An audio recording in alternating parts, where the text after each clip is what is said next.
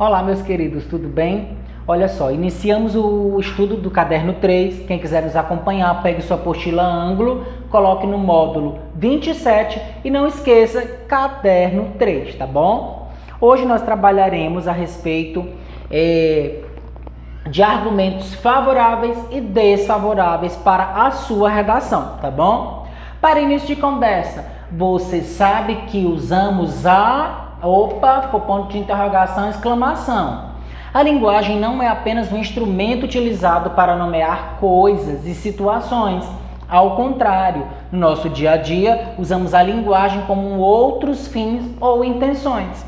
Um deles é com a finalidade de construir teses, elaborar ideias, assumir pontos de vista, enfim, argumentar. Você sabe o que é argumentar? Você sabe o que é tese? Tese é construir as nossas opiniões, tá bom? E você precisa bastante disso dentro do texto dissertativo argumentativo. E aí, faz a pergunta aqui embaixo. Você sabe o que é isso? Você sabe o que é argumentar? Você sabe de que maneira nós precisamos fazer isso? Se tem alguma ferramenta, algum jogo, algum livro que ensine nós a fazermos argumentações fortes? Vamos lá. É defender seu ponto de vista, sua ideia sobre algo. Assim, dizemos que no texto argumentativo, o efeito buscado pelo seu produtor é a persuasão ou convencimento. Então, o que é argumentar? É você realmente defender o seu ponto de vista da melhor maneira possível, elencando argumentações para isso. Causas, consequências, efeitos, enfim. O que você puder trazer realmente de concreto para o seu texto, ele vai ficar muito rico no que diz respeito à linguagem, tá? O pensamento só se manifesta através da linguagem, inclusive a não verbal, como os gestos, as cores, as imagens. E a linguagem só se manifesta pelo pensamento. Pode-se afirmar que a linguagem é o próprio pensamento em ação, ou ainda o pensamento só se materializa na linguagem. Infelizmente, a nossa prova do Enem ou outros vestibulares não nos deixa desenharmos, então nós precisamos escrever, tá? Então esqueçam a linguagem não verbal diante da prova discursiva, que é a redação. Você vai encontrar durante a prova objetiva textos não verbais, mas infelizmente ou felizmente falando, tá? Isso vai depender de cada pessoa. Nós precisamos escrever e mostrar para o redator que nós entendemos a proposta, que vocês entenderam todo o fluxo ali dos textos motivadores e vão escrever uma redação show, uma redação nota 1000. Diante disso, a argumentação paira sobre essas 4 temáticas aqui: ponto de vista, tema, argumento e tese. Ou seja, o que minha argumentação precisa ter? Ela precisa ter ponto de vista, claro que de maneira imparcial e impessoal.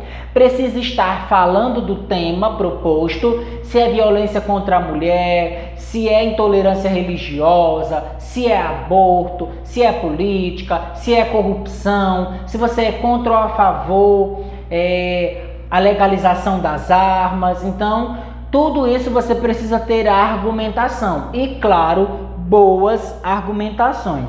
O argumento vai ser pautado em cima das justificativas que você conseguir elencar para o texto, e a tese, que é a sua opinião, e ela deve estar centralizada no parágrafo de introdução, tá bom? Tudo isso nós já vimos em aulas anteriores, no que diz respeito mais especificamente ao início ali de como você iria montar toda a sua introdução. Diante disso, tá? Nós temos aqui características do texto dissertativo argumentativo. Primeira delas, ter como finalidade explicar ou defender um tema proposto, como eu mencionei, analisando-o sob determinado ponto de vista e fundamentando-o com argumentos consistentes, tá? Isso é primordial. Perfil dos interlocutores. Quem escreve é o aluno ou candidato e quem lê é o professor, examinador ou corretor. Então, escreva no formato em que as instruções estão lhe encaminhando ali. O suporte é uma folha de papel, tá? Isso vocês já sabem. O tema são assuntos e fatos relevantes do momento que geralmente suscitam divergências. No caso, problemas sociais, sempre um problema será elencado ali para a discussão. A estrutura apresenta 3 partes principais: ideia principal ou tese, desenvolvimento, contendo argumentos que sustentam a tese, e a conclusão.